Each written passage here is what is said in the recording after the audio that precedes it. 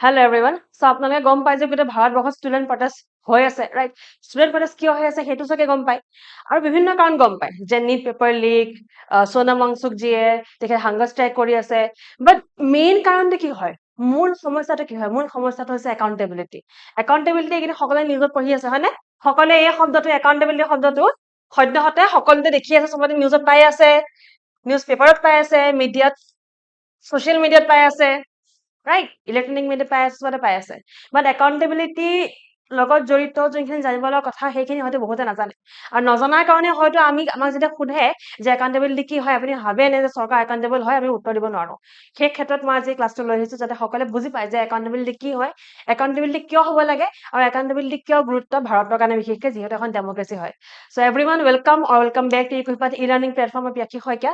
আজি এথিক্স এটা বহুত গুৰুত্বপূৰ্ণ টপিক লৈ আহিছো। এথিক্স বা নৈতিকতাৰ বিষয়ত এটা গুৰুত্বপূৰ্ণ টপিক হয়। তাৰোপৰি বৰ্তমান সময়ছোৱাত আমি গম পাওঁ যে একাউণ্টেবিলিটি এটা বহুত জানিব লগা এটা তথ্য হয়, এটা ইনফৰমেশ্যন হোল্ড কৰে একাউণ্টেবিলিটি। অ'কে, চ' আগবঢ়াওক এটা মেইনছৰ এক্সটেনচিভ ক্ৰেছ কোৰ্চ, মেইনছৰ এক্সটেনচিভ কোৰ্চ আৰম্ভ হৈছে। ক্ৰেছ কোৰ্চ নহয়, এটা এক্সটেনচিভ কোৰ্চ হয় আমাৰ। চ' আপকামিং মেইনছৰ কাৰণে যোনসকলে প্ৰিপেয়াৰ কৰি আছে তেওঁলোকে আমাৰ এক্সটেনচিভ কোৰ্চটো ল'ব পাৰে। এইটো বহুত ফলজনক হ'ব যদি আপুনি এইবছৰ বা যদি অহা বছৰৰ কাৰণে প্লেন কৰিছে তেতিয়া আপুনি ল'ব পাৰে। যদি আপোনাৰ অলৰেডি বেচিক্স ক্লিয়াৰ হৈ আছে, ধৰক জিঅ'গ্ৰাফী, আছাম হিষ্ট্ৰী, এইখিনি যদি ক্লিয়াৰ হৈ আছে তেন্তে আপুনি মেইনছৰ এক্সটেনচিভ কোৰ্চটো ল'লে অহা বছৰলৈকে আপোনাৰ এটা ভাল প্ৰিপাৰেশ্যন হৈ থাকিব। আৰু তাৰোপৰি আমাৰ প্ৰজ্ঞা 3.0 APSC CC মেইনছ 2025 মক টেষ্ট চিৰিজ লঞ্চ হৈছে। চ' এই মক টেষ্ট চিৰিজত আপোনালোকে 12খন ফুল লেংথ আৰু 12খন ছেকশ্যনেল পেপাৰ পাই যাব, 24 অল টোটেল। যদি প্ৰিপেয়াৰ হৈছে অলৰেডি, যদি পঢ়া হৈছে তেন্তে আপোনালোকে ল'ব পাৰে, আৰু যদি পঢ়া হোৱা নাই তেতিয়াও আপোনালোকে লৈ এটেম্প কৰিব পাৰে, বিকজ যদি প্ৰেক্টিচ কৰে তেতিয়াহে ভাল হ'ব, ৰাইট? প্ৰেক্টিচ মেক্স এনিৱান পাৰফেক্ট। চ' এই particular Pragya 3.0 mock test series মেইনছৰ মক টেষ্ট চিৰিজ হয়। ইয়াৰ প্ৰাইচেছ দিয়া আছে ইয়াতে। ফৰ অফলাইন 2499 আৰু যদি অনলাইন লয় ঘৰতে থাকি এটেম্প কৰে তেন্তে 1999 আপুনি ইয়াতো আহি দিব পাৰে। Okay, so' for more information you can call in the given numbers. মই এটা নাম্বাৰ জনাই দিওঁ ইয়াতে, যিহেতু ষ্টুডেণ্টে নাম্বাৰ বিচাৰে 60268 16209। অ'কে, ইয়াত ফোন কৰিলে আপোনালোকে ইনফৰমেশ্যন পাই যাব। Coming straight to the topic না। প্ৰথমতে যিকোনো আনচাৰ লিখোঁতে মেইনছত যদি আনচাৰ লিখিবলৈ লয় আপুনি তেন্তে আপোনাক কি লাগিব? ডেফিনেশ্যন লাগিব। Definition is the perfect way to start a answer. মানে এইটো নহয় যে তাতকে ভাল ৱে নাই, ডেফিনেটলি আছে, but it is one of the perfect way to start a answer. এতিয়া একাউণ্টেবিলিটি ডেফিনেশ্যন আমি এডমিনিষ্ট্ৰেটিভৰ ক্ষেত্ৰত বেলেগ পাওঁ, এথিক্সৰ ক্ষেত্ৰত অলপ বেলেগ পাওঁ, আৰু গভৰ্ণেন্সৰ ক্ষেত্ৰত অলপ বেলেগ পাওঁ। না গভৰ্ণেন্স আপোনালোকক মনস্মিতা নাথে পঢ়াব, তেতিয়াও পঢ়িব আপোনালোকে, বাট এতিয়া আমি তিনিটা ক্ষেত্ৰত ডেফিনেশ্যনটো কি হয় একাউণ্টেবিলিটি সেইটো চাই লওঁ। চ' এডমিনিষ্ট্ৰেটিভ ডেফিনেশ্যনটো দিছে accountability is the obligation. Obligation মানে কি? অব্লিগেশ্যন মানে বাধ্যকতা। অব্লিগেশ্যন মেণ্ডেটৰী, মানে কৰিবই লাগিব। Obligation of a individual or institution. ইয়াক কিয় দিছে ইণ্ডিভিজুৱেল আৰু ইনষ্টিটিউশ্যন গম পায়নে? কিয় গম পাই নাই? এটা ইনষ্টিটিউশ্যন বুলি ক'লে জুডিচিয়াৰী এটা ইনষ্টিটিউশ্যন হয়। ইণ্ডিভিজুৱেল বুলি ক'লে এজন পাৰ্টিকুলাৰ জাজক কোৱা হ'ব, যি পাৰ্টিকুলাৰ জাজজন তেখেতহে একাউণ্টেবল হয়, ৰাইট? আৰু যদি ইনষ্টিটিউশ্যন বুলি কয় গোটেই জুডিচিয়াৰী ধৰিলে বা গোটেই লেজিছলেচাৰ ধৰিলে বা গোটেই এক্সিকিউটিভক ধৰিলে, right? Individual or institution to explain justify ক'ব লাগিব, আৰু কিয় হ'ল সেইটোও ক'ব লাগিব। মানে কি হ'ল ক'ব লাগিব, সমস্যা বা কি চলি আছে ঘটনা সেইটো ক'ব লাগিব, তাৰ উপৰি জাষ্টিফিকেশ্যন দিব লাগিব যে কিয় হৈছে। এণ্ড টেক ৰেছপনচিবিলিটি, দায়িত্ব ল'ব লাগিব যে হয় মোৰ কাৰণে হৈছে, এইটো ইয়াত মোৰে ভুল আছিলে, ৰাইট? দায়িত্ব ল'ব লাগিব ফৰ দেয়াৰ ডিচিশ্যনছ এণ্ড একশ্যনছ। চ' এই এজন লোকৰ বা এটা ইনষ্টিটিউশ্যনৰ যি সিদ্ধান্ত হয়, যি ডিচিশ্যন হয় বা যি একশ্যন হয়, যি কাৰ্য হয়, তাৰ তেওঁলোকে এক্সপ্লেইন, জাষ্টিফাই আৰু ৰেছপনচিবল হ'ব লাগিব, ৰাইট? সেইটো হৈ গ'ল আমাৰ এডমিনিষ্ট্ৰেটিভ ক্ষেত্ৰত। এতিয়া এথিক্সৰ ক্ষেত্ৰত চাই লওঁ। এথিক্সৰ ক্ষেত্ৰত এটা শব্দ আছে মৰেল ডিউটি। ইয়াত লিখা আছে it is the moral duty to answer of one's conduct, ব্যৱহাৰ। কণ্ডাক্ট মানে ব্যৱহাৰ বুলি বুজি লওক। Conduct and accept consequences. ন, একাউণ্টেবিলিটিৰ লগত এটা কথা আহে আচলতে। এইটো নহয় যে মই মানিলো মোৰে ভুল আছে, কিন্তু সেই ভুলটো হোৱাৰ কাৰণে যি সমস্যা হ'ল, সেই সমস্যাটোৰ যি ধৰক কনচিকুৱেঞ্চ আহিছে, যি ৰিজাল্ট আহিছে, যি ফল আহিছে, সেই ফলখিনিও মই দাঙি ধৰিব লাগিব, ৰাইট? চ' মৰেল ডিউটি মানে আমাৰ অসমীয়াত যদি চাওঁ আমি নৈতিকতা, নৈতিক দায়িত্ব। কিহৰ নৈতিক দায়িত্ব? এজন লোকৰ ব্যৱহাৰ, এজন লোকৰ ব্যৱহাৰৰ এণ্ড একচেপ্ট কনচিকুৱেঞ্চেছ। না যেতিয়া আপোনালোকে মহাভাৰত চাইছে, মহাভাৰত যদি চাইছে তেতিয়া ৰিলেট কৰিব পাৰিব। মহাভাৰতৰ শেষত গৈ থৈ যেতিয়া সকলোৰে মৃত্যু হৈ যায় মহাভাৰতত, তাৰপিছত যোন গান্ধাৰী আছিলে, গান্ধাৰী আৰু শ্ৰীকৃষ্ণৰ মাজত বাৰ্তালাপ হয়। বাৰ্তালাপ হওঁতে শেষত গৈ থৈ গান্ধাৰীয়ে শ্ৰাপ দিয়ে বা হাও দিয়ে বা কাৰ্ছ দিয়ে শ্ৰীকৃষ্ণক, যে যিদৰে মোৰ গোটেই বংশ শেষ হৈ গ'ল, আপোনাৰো গোটেই বংশ শেষ হৈ যাব। আৰু তেতিয়া শ্ৰীকৃষ্ণই বিৰোধ নকৰে। কিয় বিৰোধ নকৰে? বিকজ হি হেজ একচেপ্টেড হয়, ক'ৰবাত নহয় ভুল হৈছে, মই একচেপ্ট কৰিছো কাৰ্ছটো, because he is Krishna.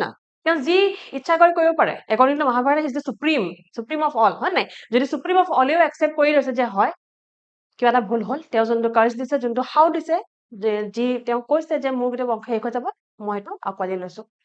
That is the acceptance of moral duty, নৈতিক দায়িত্ব of one's conduct, যে মই হয়তো ৰখাব পাৰিলো হয় যুদ্ধখন, ৰাইট? সেইটোৱে গান্ধাৰীয়ে কয় যে আপুনি যুদ্ধখন ৰখাব পাৰিলে হয়। Shrikrishna, how can you stop the Mahabharata, right? Moral duty সেইটো এটা ভাল এক্সাম্পল হয়, আপোনালোকে আনচাৰ লিখিব পাৰিব। Governance definition. Accountability means those who exercise public power must answer to the people. Now, governance ক্ষেত্ৰত কি হয়? Governance বুলি ক'লে যিমানখিনি governing bodies আছে, যিমানখিনি governing bodies আছে, গোটেইখিনি পলিটিক্স যিমানখিনি বডি পঢ়িছে, একদম আপোনাৰ UPSC পৰা আৰম্ভ কৰি কেগৰ পৰা আৰম্ভ কৰি সকলো, ঠিক আছে? সকলো bodies, those who exercise public power, সকলো bodies যাৰ ওচৰত নেকি public power আছে, পাব্লিক পাৱাৰটো আপোনাৰ ওচৰত মোৰ ওচৰত নাই। আপোনাৰ ওচৰত মোৰ ওচৰত যিহেতু নাই, আমি সদায় এথিকেল একাউণ্টেবিলিটি ল'ব পাৰোঁ, নিজৰ ভুলৰ নৈতিক দায়িত্বহে ল'ব পাৰোঁ, ৰাইট? এতিয়া ধৰক মই কিবা এটা ভুলকে পঢ়াই দিলোঁ, ভগৱানে নকৰক ভুলকে পঢ়াই দিলোঁ, পৰীক্ষাত সেইটোকে সুধিলে আপোনালোকে ভুল আনচাৰ মাৰ্ক কৰি আহিলে, তো I will have to take the ethical accountability, কাৰণ মই ভুলকে পঢ়াইছো, ৰাইট? তো সেইটো এথিকেল একাউণ্টেবিলিটি। কিন্তু যেতিয়া আমি দেখো যে যদি কোনো বডি আছে যেনে পাব্লিক পাৱাৰ হোল্ড কৰে, যেনেকে আমাৰ বিধানসভা হৈ গ'ল, আমাৰ চিটা হৈ গ'ল, নীতি আয়োগ হৈ গ'ল, চিটা নীতি আয়োগৰ তেওঁলোকে পলিটিকেল পাৱাৰ হোল্ড নকৰিব, দে আৰ লাইক থিংক টেংকছ, ত' তেওঁলোকে হোল্ড নকৰে। পাব্লিক পাৱাৰ হোল্ড কৰে আপুনি সেই মেইনলি তিনিটা আমাৰ জুডিচিয়াৰী, লেজিছলেচাৰ, এক্সিকিউটিভ, তেওঁলোকে থাকে। তেওঁলোকৰ আণ্ডাৰত যোনখিনি বেলেগ বেলেগ বডিজ আছে, যোনখিনি কনষ্টিটিউচনেল বডিজ আছে আমাৰ, সেইখিনি, অ'কে? চ' পাব্লিক পাৱাৰ তেওঁলোকে হোল্ড কৰে। So' accountability means those who exercise public power and must answer to the people. মানুহক জনাব লাগিব। এতিয়া যে অসমত যে বানপানী আহিছে, এইটো এটা ভাল এক্সাম্পল হয়। আজি অসমত যি পৰিস্থিতি হৈ আছে আপাৰ আছামত, মই নিজৰ আপাৰ আছামত মই গম পাওঁ যে most of the time praying কি ভোগদখনৰ নৈ পানী নাবাঢ়িলে হ'ল। চ' ইটছ একচুৱেলি স্কেৰী, ভেৰি স্কেৰী। চ' পাছত কি হ'লো, এতিয়া ধৰক কাৰেণ্ট যোন আমাৰ মিনিষ্টাৰ আছে, সেই ক্ষেত্ৰত তেখেতৰ মই নাম নলওঁ বাৰু ইয়াতে, চ' যোন আমাৰ মিনিষ্টাৰ আছে, আমাৰ যোন বৰ্তমান গভৰ্ণৰ আছে, তেওঁলোকক প্ৰশ্ন সুধিব মানুহে যে ইমান যে এটা বানপানী আহিলে, আপোনালোকে এতিয়ালৈকে কিয় মানুহখিনি সুৰক্ষিত কৰিব পৰা নাই? People will ask and they will actually answer.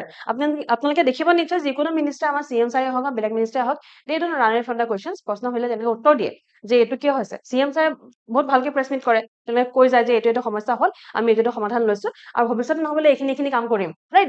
They have taken accountability, they are answerable and they are willing to answer the questions, right? So সেইটোৱে হয়, পাব্লিক পাৱাৰত থকা লোকসকলে যদি তেওঁলোকৰ হাতত কিবা মিছএপ্ৰুভ হৈ যায়, কিবা সৰু সুৰাকে মেনেজ হোৱা নাই কিবা এটা, then they have to answer. তো কাইলৈ পক্ষে আনচাৰ হ'ব লাগিব। ইয়াৰে বেছি ভাল এক্সাম্পল মই কৈছো, মই কেইদিনমান আগতে ক্লাছ কৰিছিলো ৰিগাৰ্ডিং বেল মেটেল ইণ্ডাষ্ট্ৰি। বেল মেটেল ইণ্ডাষ্ট্ৰি, মই সৰ্থেবাৰী বেল মেটেল ইণ্ডাষ্ট্ৰিৰ কথা গম পাই সকলো, হয় নাই? বেল মেটেল ইণ্ডাষ্ট্ৰিত এটা সমস্যা হৈ আছিলে কি, বেল মেটেল ইণ্ডাষ্ট্ৰিলে 1 কোটি টকা দিয়া হৈছিলে চৰকাৰৰ তৰফৰ পৰা। সেই 1 কোটিৰ অকল 50 লাখহে ইউজ হ'ল, বাকী 50 লাখ ক'ত গ'ল কোনো নাজানে। ডেফিনেটলি বাকী 50 lakh is an example of corruption. So' সেইটো আপোনালোকে এজ এন এক্সাম্পল দিব পাৰে ফৰ গভাৰ্নেন্স, দিব পাৰে যে এনেকুৱা সমস্যা আহে। আৰু যেতিয়া সমস্যা আহিছে, যেতিয়া অসমৰ বিধানসভাত যেতিয়া সেই প্ৰশ্নটো উত্থাপন কৰা হৈছে, বিমল বৰাক যোন ইণ্ডাষ্ট্ৰি মিনিষ্টাৰ হয়, তেখেতে সেইটো উত্তৰ দিছে, আৰু তাৰ কাৰণে তেখেতে কি প্লেন কৰিছে সেইটোও জনাইছে, প্লেনিঙো জনাইছে। That is a very good example of governance definition of accountability. হৈ গ'ল? চ' আশা কৰোঁ এই তিনিটা বুজি পালে। এতিয়া আমি আগবাঢ়ো। নাও একাউণ্টেবিলিটিক যদি আমি এজ আ ইকুৱেশ্যন চাবলৈ গ'লে, responsibility plus answerability is equal to accountability, আৰু আনচাৰেবিলিটি প্লাছ, মই ইয়াত আৰু এটা প্লাছ দিম যোনটো হয়তো বহুতখিনি মেজৰ কিতাপত দিয়া নাই, এথিক্সৰ যোনবিলাক কিতাপ আছে তাত দিয়া নাই, plus acceptance of consequences. Okay? Responsibility মানে কি গম পাইছে? দায়িত্ব লোৱা, হয়নে? দায়িত্ব লোৱাটো টেক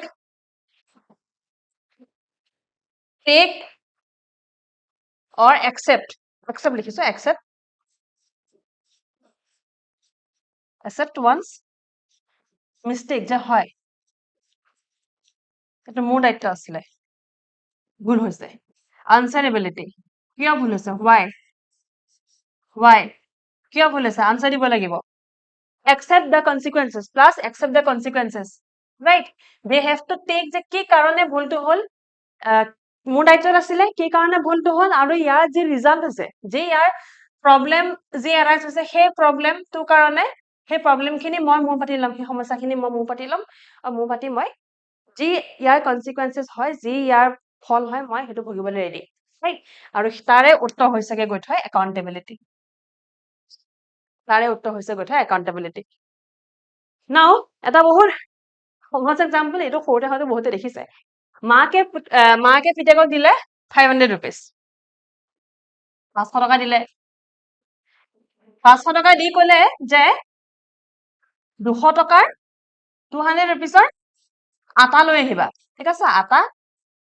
মই আটাই লিখি দিছো ফ্লাৱাৰ লিখা নাই আটা লৈ আহিবা ল'ৰাটোৱে কি কৰিলে 200 টকা আটা কিনিলে বাকী 300 টকা এজন মগনীয়াক দি দিলে তাৰ দুখ লাগিলে সি এজন মগনীয়া দেখিলে ভিক্ষাৰী দেখিলে বহুত ব্যৱস্থা খোৱা বোৱা নাই বহুত বেছি ব্যৱস্থা আছে তেখেতক 100 টকা দিলে বাকী 200 টকা দি সেই মানুহজনক খোৱা বোৱা বস্তু দি দিলে যে এয়া আপুনি এয়া লওক এয়া খাব দি দিলে 300 টকা ল'ৰাজনে কাক দি দিলে এজন মগনীয়াক দি দিলে এজন নিডি পাৰ্চনক দি দিলে যাৰ প্ৰয়োজন আছিলে সি ভুল কামত খৰচ কৰা নাই কিন্তু ভুল কামত খৰচ কৰা নাই যদিও মাকে কি কৈছিলে যে 200 টকা এটা কিনিবা বাকী 300 টকা ঘৰলৈ লৈ আহিবা কিন্তু সিটো খৰচ কৰিলে তো মাকে পানিশমেন্ট দিব মাকে পানিশমেন্ট দিয়াৰ লগতে এই ল'ৰাজনে যদি একাউণ্টেবিলিটি ল'বলৈ হয় তেন্তে এই ল'ৰাজনে বাকী যি 300 টকা সি নিজৰ পৰা খৰচ কৰিলে মগনীয়াজনক দিলে বা নিডি পাৰ্চনজনক দিলে সেই 300 টকা সি যিকোনো ধৰণৰ যি পসিবল হয় যিকোনো ধৰণৰ যি পসিবল হয় যি ৰাইট হয় যি এথিকেল হয় যি মৰেল হয় বা এথিকেল হয় তেনেকুৱা কিবা বিভিন্ন ধৰণৰ সি কাম কৰি সি 300 টকা লৈ আহিব ধৰক সি টিউচন লৈ ল'লে সি টিউচন পঢ়ালে তাৰ পৰা সি 300 টকা আনি মাকক দিলে ধৰা সি কোনোবা দোকানত কিবা বয় বস্তু লৈ যাব লগা আছে সেয়া গৈ দি দিলে ক'ৰবাত সি ডেলিভাৰী কাম কৰিলেও সি 300 টকা পাই যাব গম পাই সি যে মই এইকেইটা ক্ষেত্ৰত পাম লৈ ল'লে তাৰ পৰা হলো 300 টকা গোটাই মাকক দিলে যে মা এই 300 rupees মই গম পাওঁ তুমি বহুত কষ্টৰে আৰ্ণ কৰিছা সেইকাৰণে মই তোমাক ঘূৰাই দিছো মই দিবলৈ মন আছিলে মই দিলো কিন্তু তুমি দিবলৈ মানা কৰিছিলা তুমি লৈ আহিব ক'লা বাট হ'লেও মই দিলো সেইকাৰণে আজি মই এইখিনি তোমাক ঘূৰাই দিছো দ্যাট ইজ একাউণ্টেবিলিটি ওকে এতিয়া আমি একাউণ্টেবিলিটি আৰ্টিকেলত ওকে কনষ্টিটিউশ্যন দুটা আৰ্টিকেলত আছে এটা আৰ্টিকেল লিখা আছে 164 আৰু এটা আৰ্টিকেল আছে 75 ক্লজ 3 75 clause 3 লিখা আছে যে council of ministers and the prime minister are responsible to the parliament কি responsible collectively responsible হয় তেওঁলোক they are collectively responsible right article 164 আছে আমাৰ ষ্টেটৰ বিষয় ঠিক আছে 164 আছে ষ্টেটৰ বিষয় 75 clause 3 আছে পাৰ্লিয়ামেন্টৰ বিষয় so article 164 of Indian constitution the state council of ministers is jointly responsible and accountable to the legislative assembly accountable শব্দটো মেনশন কৰা নাই কিন্তু মই লিখি দিছো বুজাবলে যে ৰেসপন্সিবল মানে কি যে তেওঁলোকৰ সময়ত কি হল নহল ক'ত কি আছে নাই সব তেওঁলোকে জবাবদিহি হ'ব লাগিব বিধানসভাত ৰাইট জবাবদিহি হ'ব লাগিব এই শব্দটো নাই যদি ইয়াত মই লিখি দিছো আপোনালোকে বুজিব লাগে কিন্তু কনষ্টিটিউশ্যন শব্দটো নাই তাৰোপৰি জবাবদিহিতাৰ এটা বহুত ভাল এক্সাম্পল হয় কোৱেশ্চন আৱাৰ আমাৰ সংবিধানত নাই দেই কোৱেশ্চন আৱাৰ সংবিধানত নাই তো কোৱেশ্চন আৱাৰ কি হয় দ্য মিনিষ্টাৰ বেলেগ ক্ষেত্ৰৰ মিনিষ্টাৰ যেনেকে মই এক্সাম্পল দিছিলো bell metal industry minister Bimal Bora প্ৰশ্ন কৰা হৈছিলে 1 কোটি টকাৰ বিষয়ে তেওঁ যেতিয়া আনচাৰ দিলে যে 50 লাখটা তেওঁলোকৰ গৈ পালেগে সৰ্থেবাৰী আৰ্টিষ্টৰ ওচৰলৈ পালেগে যোনখিনি আৰ্টিষ্টেন্স আছে বাকী 50 লাখ টকা আমি এনেকে কোনো হিচাপ পোৱা নাই তো হয়তো কৰাপশন হৈছে আৰু কৰাপশন হোৱাৰ কাৰণে আমি 4 ইয়াৰ এটা ৰোড মেপ লৈ আহিছো ইমতে আমি প্লেনিং কৰি যাম আৰু এই ধৰণে আমি সৰ্থেবাৰী যোনখিনি প্ৰডাক্ট আছে সেইখিনি গ্লোবেল আৰু নেশ্যনেল স্তৰত লৈ আনিম right so ministers must answer questions justify policies and pass bills এই ক্ষেত্ৰত তেওঁলোকে আনসাৰ দিব লাগিব দে হেভ টু আনসাৰ যে হোৱা নাই কিয় হোৱা নাই আনসাৰ দিব লাগিব তেওঁলোকে জাস্টিফাই কৰিব লাগিব they have to justify policies যে এই পলিচিখন এইটো কাৰণে আনিছো right and then they have to pass bills ইয়াত এই ক্ষেত্ৰত বিশেষকৈ আনসাৰিং দ্য কুৱেশ্যনছ আৰু justifying the policies are very important যিহেতু একাউণ্টেবিলিটি ভাল এক্সাম্পল হয় একাউণ্টেবিলিটি এক্সাম্পল আমাৰ বিধানসভা আমাৰ ষ্টেট লেজিসলেটিভ এছেম্বলিতে ধৰা হৈছে ৰাইট দাঙি ধৰা হৈছে তাত আমি গম পাওঁ যে this things are followed by the in the democracy Okay. Next, বহুত ষ্টুডেণ্টে কনফিউজ কৰে between difference in responsibility and accountability. এইটো একেবাৰে সহজ হয়, সেইকাৰণে ভাবিছো যে আপোনালোকক সৰু এক্সাম্পল যদি বুজাই দিওঁ, যিহেতু কনফিউজন হয়, ষ্টিল সহজো হয়, চ' বুজিবলৈ টান নহ'ব। না একদম চিম্পল ভাষা লিখা আছে, ইয়াত দেখিছে ইফালে আছে ৰেছপন্সিবিলিটি, ইফালে আছে একাউণ্টেবিলিটি। অ'কে, প্ৰথম যে লিখা আছে ৰেছপন্সিবিলিটি ক্ষেত্ৰত ডিউটি এছাইন, মানে দায়িত্ব দিয়া গৈছে, দায়িত্ব এটা দিয়া গৈছে, দায়িত্ব লৈছে, মানে ডিউটি এছাইন কৰিছে। মোক ডিউটি দিছে যে মই আজি এথিক্সৰ এটা ক্লাছ কমপ্লিট কৰিব লাগিব, সেইটো মোৰ ডিউটি হয়, right? Then answerability for the outcome. এতিয়া আমাৰ যোন মেনেজাৰ হয়, আমাৰ যোন একাডেমিক ডাইৰেক্টৰ হয়, যদি কেনেবাকে মই 1 ঘণ্টা ক্লাছ নকৰোঁ, মইতো তেওঁকতো মই উত্তৰ দিব লাগিব যে ছাৰ এইটো কাৰণে মোৰ ক্লাছটো কৰা নহ'ল, বা এইটো কাৰণে মই এথিক্সৰ টপিকটো পঢ়োৱা নহ'ল। তেখেতে কিন্তু আমাৰ যোন অ'নাৰ্ছ হয় তেওঁলোকক দিব লাগিব, তেওঁলোকৰ আগত মই নহয়, আমাৰ যোন একাডেমিক ডাইৰেক্টৰ হয় তেখেত আনচাৰেবল হ'ব, তেখেত একাউণ্টেবল হ'ল যে কিয় নহ'ল, এইটো কাৰণে নহ'ল, ৰাইট? চ' ৰেছপন্সিবিলিটি আৰু একাউণ্টেবিলিটি যে একেজন মানুহৰ হাতত থাকিব এনেকুৱা নহয়, এনেকুৱা নহয়। সাধাৰণতে ৰেছপন্সিবিলিটি আৰু একাউণ্টেবিলিটি বেলেগ বেলেগ মানুহৰ হাততহে থাকে। মানে আনচাৰেবিলিটি অফ আউটকাম, যি পৰিস্থিতি হ'ল, যি হ'লগে ৰিজাল্ট, তাৰ আনচাৰ দিব লাগিব। Can be delegated, responsibility delegate কৰিব পাৰে। ৰেছপন্সিবিলিটি যদি আছে, মোক কামটো দিয়া গৈছে যে এইকেইটা কৰিব, তো মই মোৰ অলপ কাম ভাগ কৰি দিব পাৰোঁ, বা মই বাদ দিয়ক, যদি এজন ডিচি, সাধাৰণতে ডিচি বিলাকে ডিচি আচলতে দায়িত্ব কি হয় গম পায়, তেওঁলোকে ইন দ্য ফিল্ড গৈ নকৰিলে হয়, ইন দ্য ফিল্ড গৈ কৰে, বাট নকৰিলে হয়, তেওঁলোকে আচলতে কামখিনি সঠিক লোকক ভগাই দিব লাগে, তেওঁলোকে ডেলিগেট কৰি দিব লাগে যে এই কামটো আপোনালোকে কৰক, ৰাইট? দে কেন ডেলিগেট, কিন্তু একাউণ্টেবিলিটি ডেলিগেট কৰিব নোৱাৰে, একাউণ্টেবিলিটি ডেলিগেট নহয়। ধৰক এতিয়া মই যদি ক্লাছটো নকৰিলো, আৰু মই ক্লাছটো কিয় নকৰিলো, তাৰ কাৰণে একাউণ্টেবল কোন হ'ব, আমাৰ একাডেমিক ডাইৰেক্টৰ হ'ব। একাডেমিক ডাইৰেক্টৰে সেই একাউণ্টেবিলিটিটো মোলে বা বেলেগ কোনোবা ফেকাল্টিক দি দিব নোৱাৰে, ধৰক বনজ নামক দি দিব নোৱাৰে, ৰাইট? বা ইমন ছাৰক দি দিব নোৱাৰে, সেইটো একাউণ্টেবিলিটিটো কেতিয়া ডেলিগেট নহয়, বেলেগক দিব নোৱাৰে মানে আপুনি সেইটো। Then before work, responsibility comes before work, কাম কৰাৰ আগত, মানে কামটো শেষ হোৱাৰ আগত ৰেছপন্সিবিলিটি আহে, যে মই ৰেছপন্সিবিলিটি লৈছো, আমাৰ ৰাস্তাত পকা পথ বনোৱাৰ দায়িত্ব মই লৈছো। কোনো PWD ধৰক ইঞ্জিনিয়াৰ ল'লে যে এই ৰাস্তাটোত পকা পথ বনোৱাৰ দায়িত্ব মই লৈছো, আৰু পথটো মই ভালকে বনাম। যদি পথটো ভালকে নবনে, তেন দ্য একাউণ্টেবল কাক হ'ব, আৰু একাউণ্টেবল কেতিয়া হ'ব? PWD লোকসকলে পথটো বনোৱাৰ পাছতহে আহিব একাউণ্টেবল, যদি পথটো ভাঙি মেলি যায়, হয় নাই? তো আফটাৰ ৱৰ্ক আহিব, আৰু এগেইন সেইজনৰ ওচৰত একাউণ্টেবল হোৱাৰ চান্সেছ কম। PWD যোন মিনিষ্টাৰ হয় তেওঁ একাউণ্টেবল হ'ব সাধাৰণতে। Responsibility can be shared, responsibility share কৰিব পাৰে, আমি সকলোৱে দায়িত্ব লৈছো ইকুই পাঠক একেলগে আগবঢ়াই নিবলৈ, শ্বেয়াৰিং ৰেছপন্সিবিলিটি। আৰু একাউণ্টেবিলিটি সাধাৰণতে ইণ্ডিভিজুৱেলিষ্টিক হয়, সাধাৰণতে এজন লোকহে জবাবদিহি হয়। টাস্ক অৰিয়েণ্টেড, ৰেছপন্সিবিলিটি হৈছে টাস্ক অৰিয়েণ্টেড, কোনোবা বিশেষ এটা কামৰ লগত জড়িত হৈ থাকে, যে এই কামটো সামৰিব লাগে মই, ইমান সময়ৰ ভিতৰত ডেডলাইন থাকে যে মানুহৰ, সেইটো task oriented. Then result oriented হয় একাউণ্টেবিলিটি, একাউণ্টেবিলিটি কমপ্লিটলি ডিপেণ্ড কৰে ৰিজাল্টৰ ওপৰত। নিটৰ পৰীক্ষা পতাটোৰ কাৰণে আমাৰ যোন আমাৰ মিনিষ্ট্ৰী আছে, এডুকেশ্যন মিনিষ্ট্ৰী, তেওঁলোক জবাবদিহি নহয়, কিন্তু নিটৰ পৰীক্ষাত যদি বাৰে বাৰে পেপাৰ লিক হৈ থাকে, তেতিয়া কিন্তু এডুকেশ্যন মিনিষ্ট্ৰী জবাবদিহি হয়, ৰাইট? চ' আমি গম পাওঁ যে ৰেছপন্সিবিলিটি আৰু একাউণ্টেবিলিটিৰ মাজত বৃহৎ পাৰ্থক্য আছে আচলতে। আৰু এই পাৰ্থক্য আমি এটা এক্সাম্পল দিও বুজিব পাৰো। ধৰক এজন ডিষ্ট্ৰিক্ট কমিশ্যনাৰে বানপানী ৰিলিফৰ কাম ডেলিগেট কৰি দিছে। এতিয়া আজি সময়ত আমাৰ অসমতে বানপানী ৰিলিফ, ফ্লাড ৰিলিফৰ বহুত জেগাত কাম চলি আছে, বহুত সংখ্যক লোকেতো ইণ্ডিভিজুৱেলি কাম কৰি আছে, মানে নিজে যিমান যি পাৰে যেনেকে পাৰে কৰি আছে, মানুহৰ হেল্প লয়, আৰু বহুত সংখ্যক আমি দেখা পাওঁ চৰকাৰো কৰি আছে, ৰাইট? চ' ডিষ্ট্ৰিক্ট কমিশ্যনে ধৰক ফ্লাড ৰিলিফৰ কাম ডেলিগেট কৰি দিছে, বেলেগ বেলেগ লোকক দি দিছে, right? A, B, C, NDRF, SDRF, বেলেগ বেলেগক দি দিছে, বহুতক দিছে, right? The officers are responsible, এই ক্ষেত্ৰত এই যোন অফিচাৰ হ'ব NDRFৰ, SDRFৰ, বাকী সংখ্যক যোনসকল অফিচাৰ আছে জড়িত হৈ আছে, ডিজাষ্টাৰ মেনেজমেণ্টৰ যোনটো টিম আছে তেওঁলোক জড়িত হৈ আছে, ৰাইট? They are responsible, তেওঁলোকে দায়িত্বখিনি কৰিব পাৰিব লাগিব।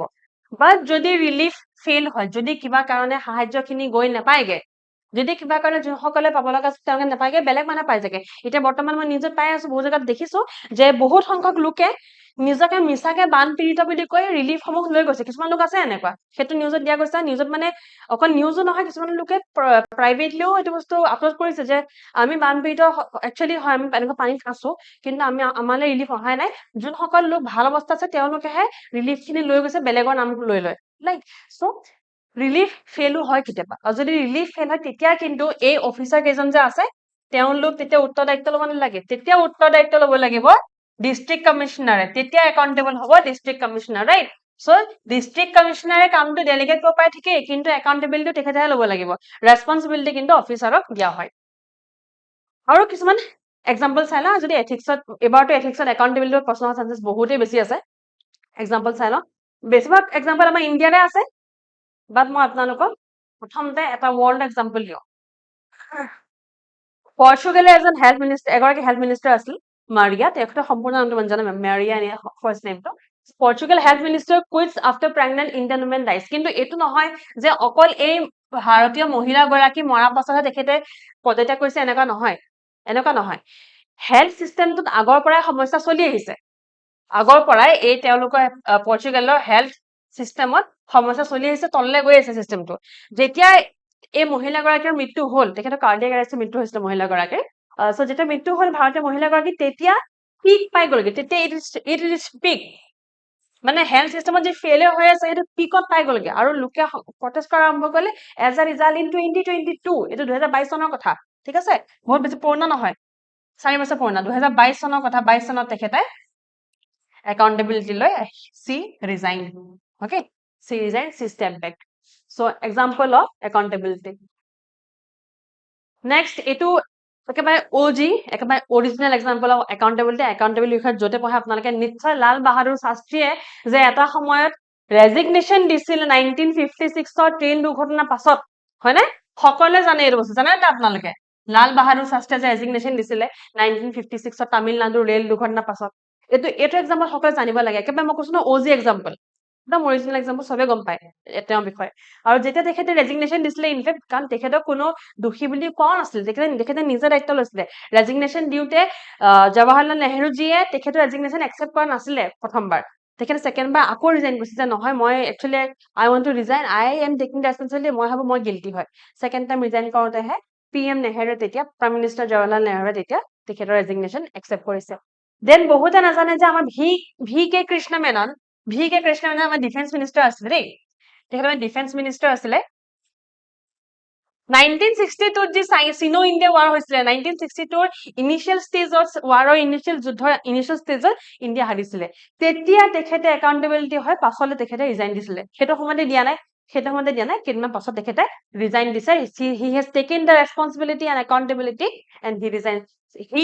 হি is a very good example for you guys to understand the importance of accountability. সেইটো সময়ত যুদ্ধ চলি আছে, সেইটো সময়ত ৰিজাইন কৰা নাই, যুদ্ধ চলা সময়ত তেখেতে ছাডেনলি ডিফেন্স মিনিষ্টাৰ পদবীৰ পৰা ৰিজাইন কৰিলে সমস্যা আহিব, তেখেতে বুজি পাইছে, তেখেতে তেতিয়া ৰিজাইন কৰা নাই, তেখেতে ৰৈছে কেইদিনমান, যুদ্ধখন সাম কাটিছে, তেখেতে ৰিজাইন কৰিছে যে মোৰ কাৰণে, মোৰ ভুল ডিচিশ্যনৰ কাৰণে, মই লোৱা ভুল সিদ্ধান্তৰ কাৰণে হয়তো আৰম্ভণিত আমি জিকিব পৰা হলেও হাৰিলো, জিকিব পৰা হলেও হাৰিলো, because I have taken the wrong decisions. তো আমি পঢ়িছিলো ৰাইট, আমি পঢ়িছিলো এডমিনিষ্ট্ৰেটিভ ডেফিনেশ্যন পঢ়িছিলো, যে কি পঢ়িছিলো? ডিচিশ্যনছ এণ্ড একশ্যনছ, নিজৰ সিদ্ধান্ত যদি ভুল হয়, তেতিয়া এটা ইনষ্টিটিউচনে বা এজন লোকে দায়বদ্ধতা ল'ব লাগিব, উত্তৰদিশী হ'ব লাগিব, ৰাইট? চ' তেখেতে তেতিয়া দায়বদ্ধ হৈছিলে, তেখেতে কৈছিলে যে I am not good enough to B the defence minister, তেখেতে ৰিজাইন কৰিছিলে। নেক্সট যোনটো এক্সাম্পল হয়, এই এক্সাম্পলৰ বিষয়ে বহুত সকলে নাজানে, আপোনালোকে নিশ্চয় শুনিছে নীতিশ কুমাৰৰ নাম। নীতিশ কুমাৰদেৱে 1999ত ৰেলৱে মিনিষ্টাৰ পদবীৰ পৰা ৰিজাইন কৰে, তেখেতে ৰেলৱে মিনিষ্টাৰ পদবীৰ পৰা ৰিজাইন কৰে গাইচাল ট্ৰেইন এক্সিডেণ্টৰ পাছত তেখেতে ৰেলৱে মিনিষ্ট্ৰীৰ পৰা ৰিজাইন দিছে। চ' আমি গম পাওঁ যে একাউণ্টেবিলিটি এক্সাম্পল আমাৰ ভাৰতবৰ্ষতো বহুতখিনি আছে আৰু বিশ্বতো বহুতখিনি আছে। তাৰে মই 4টা এক্সাম্পল দিলো, আৰু সামৰাৰ আগতে মই দুটামান কথা ক'ব বিচাৰিছো যে একাউণ্টেবিলিটি মেটাৰ কিয় কৰে নো? আমি একাউণ্টেবিলিটি কিয় বিচাৰি আছো? একাউণ্টেবিলিটি হোৱাই ইট মেটাৰ্ছ, নহলে কি হ'ব? হোৱাই ইট মেটাৰ্ছ, ফাৰ্ষ্টত আহে good governance. Good governance day সকলোৱে গম পায়, 25 December good governance day. Good governance হয়নো কি আচলতে? সকলোৱে শুনি আছে গুড গভৰ্নেন্স, ৰাইট? গুড গভৰ্নেন্সৰ ডেফিনেশ্যন যদি লিখি দিব সকলোৱে, যে প্ৰবিটি হ'ব লাগে, ট্ৰাষ্ট থাকিব লাগে, ইটো সিটো। But in basic sense, in একদম চিম্পলেষ্ট ফৰ্ম অফ এক্সপ্লেনেশ্যন যদি আমি চাওঁ, তেন্তে good governance is holding the ideas of preamble strong. প্ৰিএম্বলত কি আছে? জাষ্টিচ আছে, হয় নাই? ইকুৱেলিটি আছে, ফ্ৰেটাৰ্নিটি আছে, ৰাইট? জাষ্টিচ, ইকুৱেলিটি, ফ্ৰেটাৰ্নিটি, লিবাৰ্টি আছে, এইখিনি ভালকে ধৰি ৰখাটো, এইখিনি সঠিককে শুদ্ধকে ধৰি ৰখাটো হৈছে গুড গভৰ্নেন্স, প্ৰিভেন্টছ কৰাপশ্যন। কৰাপশ্যনৰ কথা কি ক'ম আৰু, কৰাপশ্যনৰ এক্সাম্পলটো মই কৈছো, এটা বেষ্ট এক্সাম্পল, ৰিচেণ্ট এক্সাম্পলটো বেল মেটেল ইণ্ডাষ্ট্ৰীত হৈ থকা যোনটো এক্সাম্পল পালো আমি, ৰাইট, বেষ্ট এক্সাম্পল। কৰাপশ্যনৰ কাৰণে বহুতখিনি সমস্যা হৈছে। আৰু কৰাপশ্যনৰ এটা ইনফৰমেশ্যন মই দি দিওঁ, কৰাপশ্যন 2 প্ৰকাৰৰ থাকে, বহুতে নাজানে এইটো। কৰাপশ্যন 2 প্ৰকাৰৰ থাকে, কলিউচিভ আৰু কোercive। কলিউচিভ আৰু কোercive। কোercive মানে জোৰ জবৰদস্তি কৰাপশ্যন লোৱা, যে আপুনি কাৰোবাৰ ওচৰত গৈছে কিবা কামৰ কাৰণে, মানুহজনে কৈছে যে 1 লাখ টকা দিলে কামটো কৰিম, সেইটো কোercive, ধমকি দি পইচা লৈছে। যদি আপুনি স্ব ইচ্ছাৰে পইচা দিছে, আপোনাক খোজা নাই, আপোনাক দিছে, চৰি আপুনি দিছে পইচা স্ব ইচ্ছাৰে, আপোনাক খোজা নাই হলেও, সেইটো হৈছে কলিউচিভ। মানে যোনে কৰাপশ্যন কৰি, যোনে ধৰক ব্ৰাইব দিছে, যোনে ঘুষ দিছে, তেখেতো সমানে দায়ী হ'ব লাগিব ন। মানে আমি আগবঢ়াইছো ন, যদি মই ঘুষ দিছো এটা সাধাৰণ কামৰ কাৰণে বা ডাঙৰ কামৰ কাৰণে, যি কামৰ কাৰণে নহওক, যদি মই ঘুষ দিছো, যোনটো কাম সেই সন্মুখৰ মানুহজনক কৰা দায়িত্বত পৰে, তেতিয়া I am responsible for corruption, কাৰণ ঘুষটো মই স্ব ইচ্ছাৰে দিছো। I am promoting corruption, right. কোৱা হয় আজিকালি যে corruption is the new normal, আৰু এইটোৱে মেইন সমস্যা হয়, নিউ নৰ্মেল হ'ব নালাগে corruption. So' giving corruption is also' wrong. Builds trust, বিশ্বাস আহে এখন চৰকাৰৰ ওপৰত, যে এই চৰকাৰখনে আমাক ভালকে চম্ভালি ল'ব, তেওঁলোকে একাউণ্টেবিলিটি যদি লৈছে, তেওঁলোকে চম্ভালি ল'ব। Improve service delivery.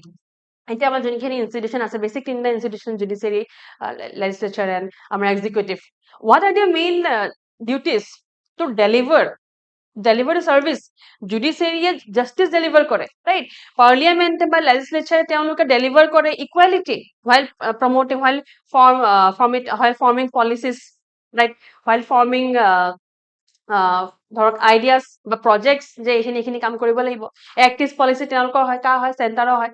চেণ্টাৰে পলিচিটো কৰোঁতে ইকুৱেলিটি প্ৰমোট কৰে, ইকুৱেলিটি হওক বা liberty in terms of trade promote কৰে, right. So' they need to improve their service, আৰু তাৰ কাৰণে একাউণ্টেবিলিটি মেটাৰ কৰে। Protect the rights of the people, লোকসকলৰ ৰাইটছ প্ৰটেক্ট হয়। যদি একাউণ্টেবল হয়, তেতিয়া ভাৰতৰ প্ৰত্যেকজন নাগৰিকৰ ৰাইটছ প্ৰটেক্ট হৈ যাব, that is for sure, right. Accountability সেইকাৰণে ইম্পৰ্টেণ্ট। Improve efficiency. মই ইয়াত এজন লোকৰ নাম ক'ম। আচ্ছা, বহুত ষ্টুডেণ্টে এথিক্সৰ কাৰণে প্ৰিপেয়াৰ কৰিছে, নামটো মই নকওঁ, তেখেতক কি নামেৰে জনা যায় মই সেইটো ক'ম। অ'কে, তেখেতক জনা যায় as metro' man of India. আপোনালোকে নামটো কমেণ্টছত ক'ব, মেট্ৰ' মেন অফ ইণ্ডিয়া কোন হয়? মেট্ৰ' মেন অফ ইণ্ডিয়া কোন হয়? আপোনালোকে কমেণ্টছত মোক জনাব, তেখেতৰ নামটো জনাব, তেখেতৰ নামটো কি হয়? মেট্ৰ' মেন অফ ইণ্ডিয়া যোন হয়, তেখেতৰ আণ্ডাৰত যোনখিনি ৰেলৱে মেট্ৰ' কাম হৈছে, সেই মেট্ৰ' কামখিনি ইমানেই এফিচিয়েণ্টলি, ইমানেই সময়মতে হৈছে যে মানুহ হতবাক। কাৰণ কি হয়, যেতিয়া চৰকাৰৰ কাম দিয়া হয়, যেতিয়া চৰকাৰে ধৰক এটা দায়িত্ব লৈছে যে আমি এই কামটো কৰিম, তো চিটিজেন্সে এক্সপেক্ট নকৰে যে কামটো সঁচাকে সময়মতে হ'ব, যে কৈ দিলে চৰকাৰে যে আমি এবছৰতে এই মেট্ৰ'টোক কৰি দেখাম। চিটিজেন্সে ভাবে যে এবছৰটো ক'তো কেতিয়াও নহয়, 2 বছৰ লাগিব, 1.5 বছৰ লাগিব, মিনিমাম 1.5 বছৰটো লাগিবই। Metro' man of India prove কৰিলে কেনেকে সময়মতে আমি কাম কৰিব পাৰো, আৰু সময়মতে আমি ভাল কামো কৰিব পাৰো, এফিচিয়েণ্টলি কাম কৰিব পাৰো। So' he is a very big and very important example when it comes to efficiency. আপোনালোকে তেখেতৰ নামটো কমেণ্টছত জনাব। And at last strengthens democracy for the people, of the people, by the people, right? Accountability strengthens democracy because people are the basis, right? Our constitution কেনেকে আৰম্ভ? We the people of India, sorry, not constitution, the preamble starts with we the people of India, right? We, so it's we, it's us. Now barriers মানে সমস্যা কি আহে, বাধা কি আহে accountability সন্মুখত? বাধা একদম প্ৰথমতে আছে পলিটিকেল ইণ্টাৰফাৰেন্স। আমাৰ মেজৰিটেৰিয়ান পলিটিক্সৰ সমস্যা আছে, আমাৰ আইডেন্টিটি পলিটিক্সৰ সমস্যা আছে, মেজৰিটেৰিয়ান পলিটিক্স, আইডেন্টিটি পলিটিক্স। আজি মই বেছি বিস্তাৰকে নুবুজা আইডেন্টিটি পলিটিক্স কি হয়, মেজৰিটেৰিয়ান পলিটিক্স কি হয়, আমি এথিক্সৰ ক্লাছত ভালকে পঢ়িম এইখিনি। কৰাপশ্যনটোতো গম পাইছো, corruption is the biggest problem not in India but in many countries of the world, right. Red tape বা ৰেড টেপিজম বুলি কয়। ৰেড টেপিজম মানে হৈছে আপোনালোকৰ ধৰক এখন ফাইল ধৰক বিউৰক্ৰেচি মেপ আগত যদি সোমাই যায় আৰু ফাইলখন হেৰাই যায়, that is red tapeism. মানে ফাইলখন থৈ দিলে আৰু ফাইলখন যুগ ধৰি খোলাই হোৱা নাই, that is red tapeism. Weak institution, যদি আমাৰ institution including justice, including CAG, including the audit institution, including legislature, including আমাৰ executive, everything, প্ৰত্যেকটো institution যদি weak হয়, যদি strong নহয়, তেন্তে it's a barrier. Poor transparency আৰু accountability ভাই ককাই হয়। সেইটো বুজিলো ট্ৰান্সপাৰেন্সি একাউণ্টেবিলিটি দেয়াৰ সিবলিংছ দুটা সদায় একেলগে আছে সিবলিংছ মানে টুইনছ একচুৱেলি টুইনছ হয় সিবলিংছ নহয় টুইনছ হয় সদায় একেলগে থাকে ৰাইট যদি ট্ৰান্সপাৰেন্সি থাকে তেতিয়া একাউণ্টেবিলিটি থাকিবই আমি গম যদি পাওঁ যে প্ৰত্যেকটো কাম কেতিয়া কেনেকে ক'ত কোনে কৰি আছে ৰাইট তেতিয়া আমি জানো যে কাক আমি ধৰিব লাগে একাউণ্টেবিলিটিৰ কাৰণে আৰু ট্ৰান্সপাৰেন্সি আজি সময়ত বহুত গুৰুত্ব দিয়া হৈছে চৰকাৰে বহুত গুৰুত্ব দিছে সেইকাৰণে আমাৰ অসমতো সেৱা সেতু পৰ্টেল আহিছে সেৱা সেতুকে আৰম্ভ কৰি বিভিন্ন ধৰণৰ ই পৰ্টেল আছে আমাৰ ৰাইট সো ট্ৰান্সপাৰেন্সি ইলেক্ট্ৰনিক যুগে বেছি সহজে আগবঢ়াই নিব পাৰে লেক অফ চিটিজেন এৱাৰনেছ বহুত মানুহে গমেই নাপায় আমাৰ কি দায়িত্ব আছে এতিয়া প্ৰবিটিনো কি হয় বহুতে নাজানে প্ৰবিটি বাদ দিয়ক বহুত মানুহে নাজানে চিটিজেন চাৰ্টাৰ কি হয় চিটিজেন চাৰ্টাৰ কি হয় আৰু চিটিজেন চাৰ্টাৰ পৰা আমি কেনেকে সুবিধা পাওঁ সেইটো নাজানে চিটিজেন এৱাৰনেছ এতিয়া ফ্ৰেঙ্কলি ক'বলৈ গ'লে ময়ো যেতিয়া এথিক্স পঢ়িছো ময়ো যেতিয়া এপিএছচি কাৰণে প্ৰিপেয়াৰ কৰিছিলো then I got to know citizen charter হয়তো গম পালো হয় যদি এতিয়ালৈকে নপঢ়িলো হয় গম পালো হয় বাট দেন গম পালোৱে হয় বুলি খাটাংকে ক'ব পৰা নাযায় বিকজ আমি এৱেৰ নহয় একচুৱেলি এৱেৰ নহয় my parents don't know about citizen charter right my friends who are not into APSC they don't know about citizen charter right then fear of whistleblowing whistleblowing মানে আগজাননী দিয়া যে আমুকটো company বা আমুকটো ইনষ্টিটিউচনত ধৰক কেগত এইটো সমস্যা হৈ আছে কোনোবাই ধৰক হুইসেল ব্লো কৰিলে তেখেতক যদি পতকে হত্যা কৰি দিয়া হয় আমি গম পাওঁ যে আমাৰ ভাৰতবৰ্ষত বহুতখিনি এনেকুৱা লোক আছে যোনে ভাৰতৰ কাৰণে ভাল কাম কৰিবলৈ গৈ মৃত্যুৰ সাৱটি ল'ব লগা হ'ল because they were right because they were whistle blowers so আজি সময়ত হুইসেল ব্লোয়িং কৰিলে মানুহে ভয় খায় মানে ভয় কাৰণে খায় because they love their life they don't want to die so fear of whistle blowing is a barrier in terms of accountability যদি প্ৰত্যেকজন লোকে ভয় নোখাকে ক'ব পাৰিলে হয় যে আমাৰ অফিসটো লাগিলে প্ৰাইভেট হওক পাব্লিক হওক আমাৰ অফিসত এইখিনি প্ৰব্লেম হৈ আছে এইখিনি ভুল কাম হৈ আছে যদি কৈ দিয়া হয় তেখেতৰ মৃত্যু নহল হয় তেখেতে ক'লে হয় right so they is a ফিয়াৰ of whistle blowing আজি ক্লাছ ইমানখিনিয়ে আছিলে ক্লাছটো শেষ কৰাৰ আগতে আমাৰ যোনখিনি কোৰ্চ লঞ্চ হৈছে মই অলপমান জনাই দিওঁ বিশেষকৈ মেইনছৰ কাৰণে আমাৰ এথিক্স এক্সটেনচিভ কোৰ্চ লঞ্চ হৈছে ফৰ পিএছচি মেইনছ মিনিমাম আমাৰ 20টা ক্লাছ থাকিব মিনিমাম লিখা আছে মন কৰিব দেই কোনো যাতে নকয় যে মেম 20টা ক্লাছহে হ'ব নেকি অকল মিনিমাম লিখা আছে ইয়াত we can extend it if there is demand ইয়াত আমি আনসাৰ ৰাইটিং কৰিম আমি মৰেল থিংকাৰ্ছসমূহ ডিছকাছ কৰিম মৰেল থিংকাৰ্ছসমূহ ডিছকাছ কৰোঁতে এটা সৰু কথা জনাই দিওঁ যে যিহেতু এই পাৰ্টিকুলাৰ কোৰ্চটো মই লিড কৰোঁ চ' এই কোৰ্চটোত আমি মৰেল থিংকাৰ্ছ ডিছকাছ কৰোঁতে অকল ইণ্ডিয়ান বা অকল ৱেষ্টাৰ্ণ থিংকাৰ্ছ ডিছকাছ নকৰোঁ আমি অসমৰ থিংকাৰ্ছ ইনক্লুডিং শংকৰদেৱ ডিছকাছ কৰোঁ আমি সকলো থিংকাৰ্ছ যোন অসমত আছে তেওঁলোকৰ কথা আমি ডিছকাছ কৰোঁ ঠিক আছে চ' মৰেল থিংকাৰ্ছ পাই যাব কেছ ষ্টাডিৰ কাৰণে আমি 5টা সেশন ৰাখিছো কেছ ষ্টাডিৰ কাৰণে আমি সেশন বঢ়াই দিব পাৰোঁ because case studies are very important okay so' আমাৰ এথিক্সখন আছে দেন আমাৰ আছে আছাম GS5ক লগত প্ৰশ্ন আহি আছে আছাম GS5ৰ ক্লাছ অহা সোমবাৰৰ পৰা আৰম্ভ হ'ব যদি ইচ্ছা আছে তেন্তে সোনকালে জইন কৰি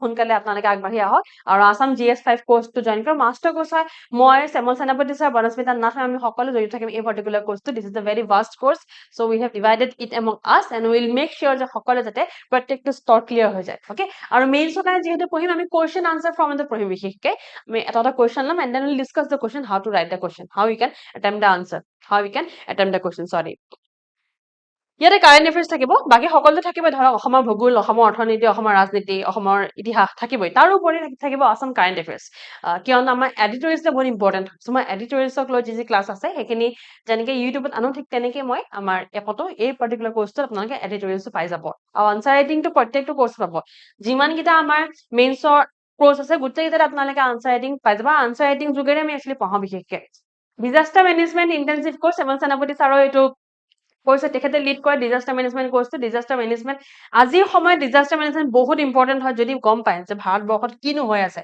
অসমকে ধৰি গোটেই ভাৰতবৰ্ষত কিনো হৈ আছে যদি গম পায় তেন্তে আজিৰ সময়ত ডিজাষ্টাৰ মেনেজমেণ্ট একচুৱেলি বহুত ইম্পৰ্টেণ্ট কোৰ্চ হয় অ'কে চ' আপোনালোকে এই কোৰ্চটো ল'ব পাৰে অফলাইন আৰু অনলাইন দুইটা মাজতে আছে আৰু আমি ইংৰাজী আৰু অসমীয়া দুইটাতে পঢ়াওঁ দেই নোটছটো আপোনালোকে অসমীয়া ইংৰাজী দুইটা ভাষাতে পাই যাব পঢ়াওঁতে আমি সাধাৰণতে অসমীয়াত পঢ়াওঁ যদি কোনোবা হিন্দী মিডিয়াম ষ্টুডেণ্ট থাকে বা যদি কোনোবা থাকে যাৰ অসমীয়াত বুজিবলৈ অসুবিধা হয় তেতিয়া we can go through English as well okay and then গভৰ্ণেন্সৰ কাৰণে মেইনছৰ কাৰণে গভৰ্ণেন্সৰ ক্লাছসমূহ লিড কৰিব মই বনস্মিতা নাথ মেমে আৰু এইটো এগেইন অফলাইন আৰু অনলাইন দুটা মূলতে আপোনালোকে পাই যাব মিনিমাম 15 আৱাৰ্ছ দিয়া আছে it can be extended because again as I said minimum আছে ৰাইট ইয়াতে আপোনালোকে আৰু এই কোৰ্চটো বহুত ইম্পৰ্টেণ্ট এই কাৰণে হয় কাৰণ এই কোৰ্চটো মইতো এইটো ক'ম যে যদি এক্সপিৰিয়েণ্ট নহয় তেতিয়া ল'ব লাগে কিন্তু মই জানো যে এক্সপিৰিয়েণ্ট নহ'লেনো কিয় ল'ব I can understand the reason the financial constant behind that but এই যোনবিলাক ক্লাছ আছে ন like ethics governance, disaster management, এই ক্লাছবিলাক অকল এক্সপিৰিয়েঞ্চ ল'ব লাগে এনেকুৱা নহয়। ডিজাষ্টাৰ মেনেজমেণ্টত মানে বানপানী আহিলে কি কৰিব লাগে, কেনেকে কৰিব লাগিব,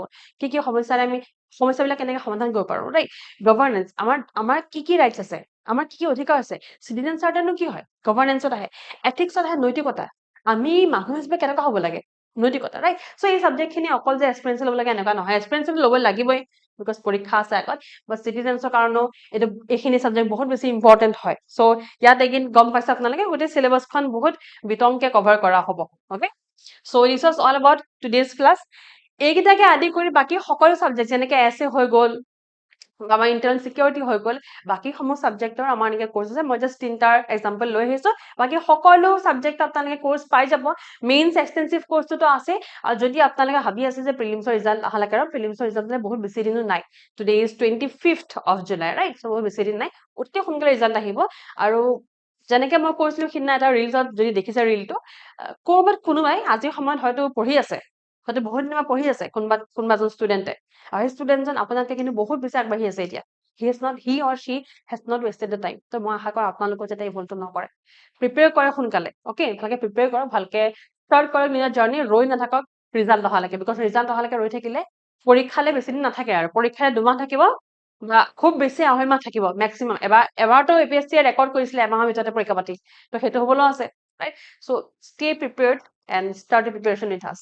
থেংক ইউ ফৰ ৱাচিং দ্য ক্লাছ। যদি ক্লাছটো ভাল পালে লাইক কৰিব, শ্বেয়াৰ কৰিব, ছাবস্ক্ৰাইব কৰিব, আৰু কমেণ্টছত মোক জনাবচোন মেট্ৰ' অফ ইণ্ডিয়া কোন হয়। Thank U.